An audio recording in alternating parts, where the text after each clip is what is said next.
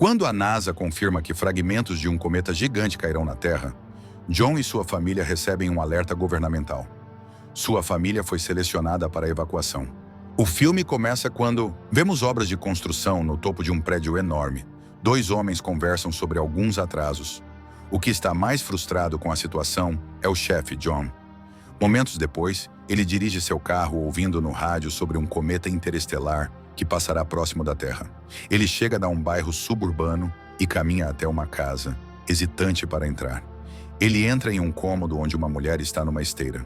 É Ali, sua esposa. Eles têm uma conversa constrangedora em torno do filho deles, Nathan, e da festa de aniversário que se aproxima. O menino chega e fica animado ao vê-lo.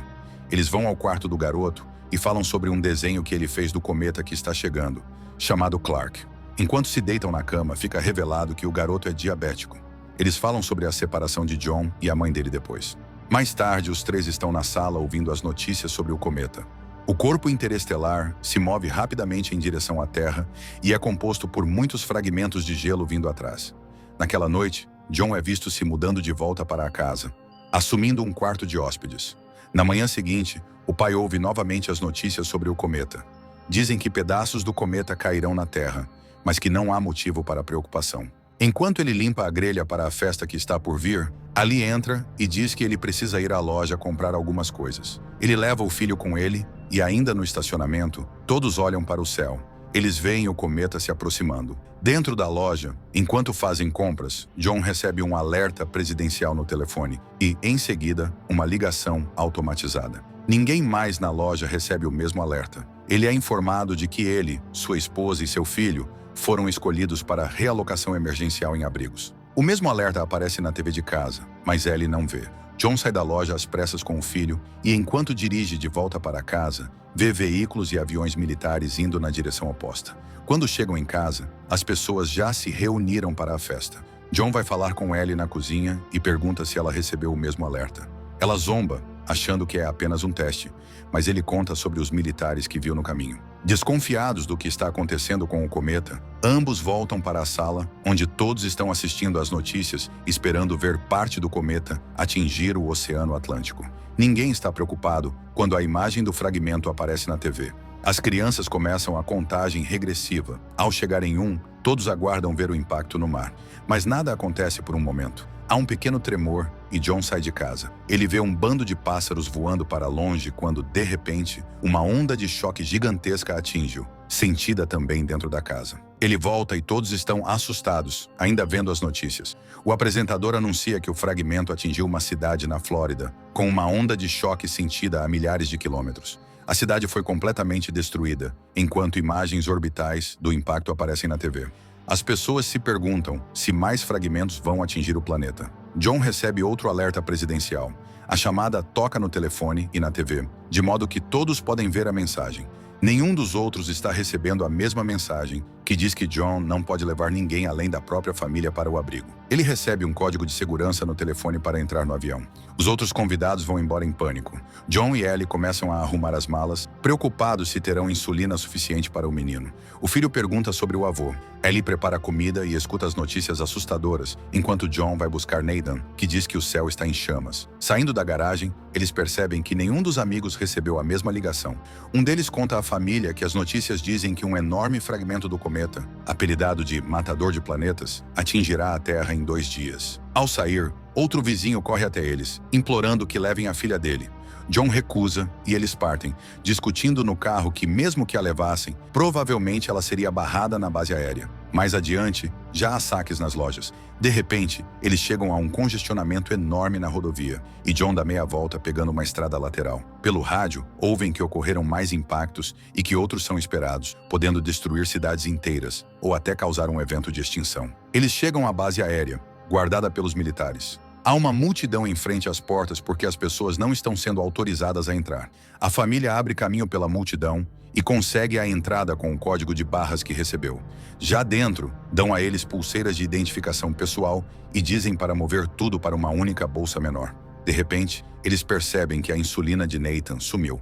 John volta correndo ao carro para buscá-la. Ellie vai avisar os soldados sobre o marido, mas acaba contando sobre a diabetes do menino e cria um problema. Ela é levada a uma oficial superior que a informa que alguém com condição crônica não pode embarcar no avião. Ellie tenta argumentar, mas é recusada.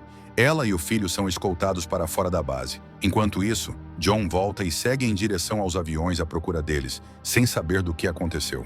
John embarca em um dos aviões prestes a decolar e tenta falar com Ellie, sem conseguir. Um dos passageiros vê a insulina e comenta sobre as regras relativas a doenças crônicas. John entra em pânico e pede para sair do avião. De repente, a base é invadida e pessoas começam a atirar contra os militares. O avião de John está com vazamento de combustível. O avião explode e provoca uma reação em cadeia. John então descobre que sua família foi rejeitada. Já de volta ao carro, Ali e o filho enfrentam a confusão diante da base. Nathan já está com a insulina baixa e John demora a alcançá-los. Quando finalmente chega, encontra uma mensagem de Ellie dizendo que está levando Nathan para a casa do pai dela. John parte atrás deles. Na estrada, Ali e o garoto param em uma farmácia. Ela mede a glicemia do filho e vai procurar insulina. De repente, uma gangue entra e começa a atirar, matando pessoas ao redor. Eles conseguem escapar e entram no carro de um casal que aceita levá-los parte do caminho até a casa do avô. Logo, o casal começa a agir de forma muito estranha. Eventualmente, jogam Ali para fora do carro, tomam a pulseira dela e seguem viagem levando o menino, deixando Ellie. Enquanto isso, John consegue carona rumo ao norte. Dentro do caminhão, ele puxa conversa com um dos homens, Colin, que diz que estão indo para o Canadá, onde o motorista conhece alguém que tem um avião e pode levar pessoas aos abrigos. Aparentemente, os militares montaram os abrigos na Groenlândia. O homem diz a John para encontrar a família e se reunir com eles no Canadá, para então tentar um dos aviões. Outro passageiro no caminhão cobiça a pulseira de John e exige que ele entregue. Ao recusar, começa uma briga enorme. A luta faz o caminhão rodar e capotar, arremessando gente da caçamba. A briga continua e John acaba matando o agressor. Colin morre no acidente. Enquanto isso, Ellie consegue outra carona em direção à base onde levaram Nathan. Ele ainda está com os sequestradores quando chegam à base aeroportuária.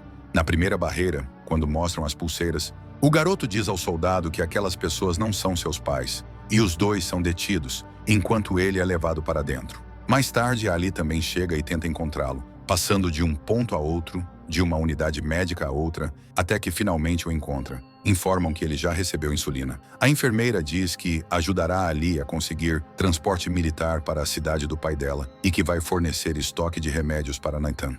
John arromba uma casa em busca de água e comida. Ele liga a TV e vê que o impacto principal é esperado para pouco menos de 24 horas. Ele encontra as chaves do carro da família daquela casa e as leva, chegando rápido à casa do sogro. Encontra o homem jogando cartas com amigos e pergunta sobre Ellie. Eles decidem deixar as diferenças de lado e trabalhar juntos para encontrar Ellie e Nathan. Nesse meio tempo, Ellie e o filho chegam a um posto e ligam para a casa. John e o avô vão buscá-los e a família finalmente se reencontra. De volta a casa, confirmam que as informações que John recebeu sobre os abrigos eram verdadeiras. Ele convence Ellie de que devem ir ao Canadá e tentar a sorte, e eles se preparam para a jornada. Infelizmente, não conseguem convencer o pai de Ellie a ir junto. De repente, um enorme fragmento do cometa cai nas proximidades, forçando-os a partir imediatamente. O pai de Ellie entrega uma arma a John e se despede, ficando para trás enquanto eles partem. John e Ellie se reaproximam durante a viagem, prometendo permanecer juntos. Eles param diante de uma barreira na estrada, quando detritos do cometa começam a cair por toda parte. John sai da fila de carros, mas os fragmentos estão caindo em todos os lugares, enquanto John tenta encontrar abrigo.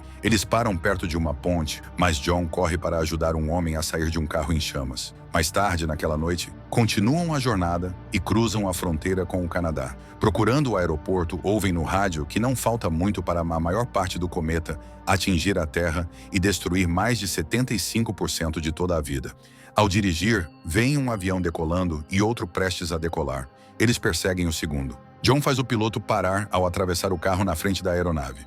O piloto reluta em levá-los porque já está com a capacidade lotada, mas eles conseguem convencê-lo. John tem um sonho com tempos melhores e, quando acorda, estão se aproximando da Groenlândia. O lugar parece intacto, até que, um momento depois, um fragmento atinge a água e cria uma onda de choque que acerta o avião.